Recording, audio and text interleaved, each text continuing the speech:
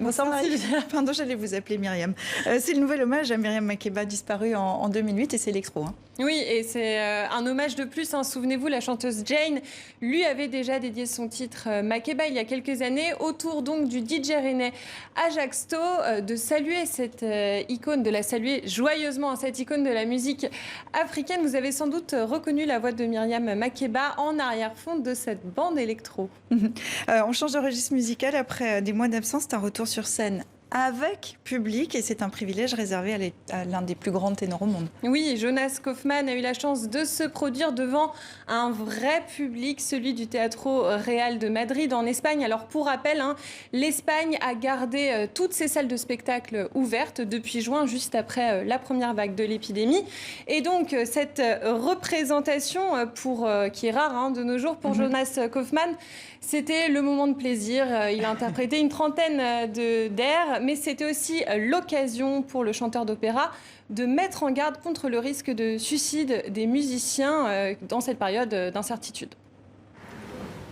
Ich liebe dich so wie mich am Abend und am Morgen, noch gar kein Tag, wo du und ich nicht teilten unsere Sorgen. Because usually there's the applause and then this. Normalement, il y a des applaudissements et après on se détend, on commence à sourire et tout va bien. If there's just this eternal silence. Mais quand vous n'avez que le silence éternel, que pouvez-vous faire? Embarrassing, really. C'est gênant, donc désolé, mais public, nous avons besoin de vous et plus que jamais. Audience, we need you and we need you more than ever. I know it's very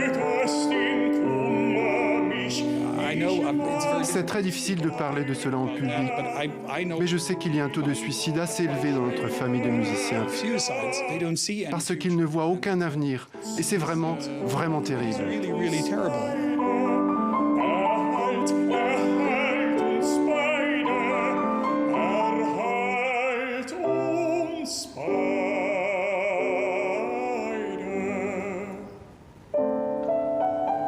Et puis, conditions sanitaires encore, si elles le permettent, le Festival d'Avignon annonce qu'il se tiendra bien du 7 au 31 juillet. C'est dans ce contexte incertain que Sébastien Benedetto prend les commandes du Off. Oui, il dirige désormais le plus grand théâtre à ciel ouvert du monde avec Olivier Py, côté IN, et Sébastien Benedetto, il veut croire à une édition 2021 solidaire.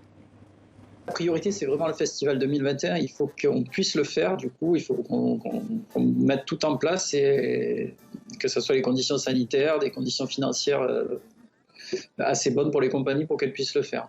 Chaque théâtre a sa programmation et donc fait ses candidatures. La majorité des théâtres va reprendre en partie ou presque toute la programmation qu'ils avaient en 2020. Donc qui va être en 2021. Donc, a priori, une grande partie de la programmation est faite. Pour l'instant, il n'y a pas eu de lieux qui ont fermé. Il y a eu quand même une aide du ministère de la Culture, un fonds d'urgence pour les théâtres privés avignonnais. Nous, les théâtres subventionnés, voilà, on a toujours été aidés. Donc, de ce côté-là, il n'y a pas trop de problèmes. On fait le dos rond, on essaye de laisser passer la crise. Après, c'est un peu plus dur pour des petites compagnies qui ont eu des annulations et qui ont moins de fonds pour aborder ce festival. Mais on va essayer de les accompagner au mieux pour amortir ça.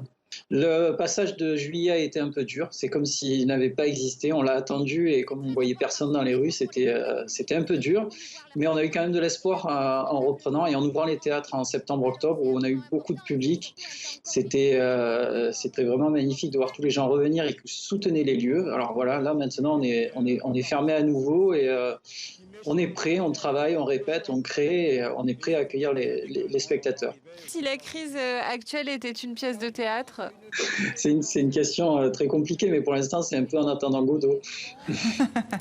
Bon, on se quitte avec le Grand Prix de la francophonie décerné hier à l'écrivain libanais Alexandre Najar. Oui, attribué par l'Académie française pour récompenser l'ensemble de l'œuvre de cet écrivain libanais. Une trentaine de romans, de biographies, de poèmes, dont le dictionnaire amoureux du Liban. Et puis on peut se quitter avec cette citation d'Alexandre Najar. « L'amour est comme une herbe folle qui pousse où elle veut ». C'est magnifique. Merci beaucoup, Marie.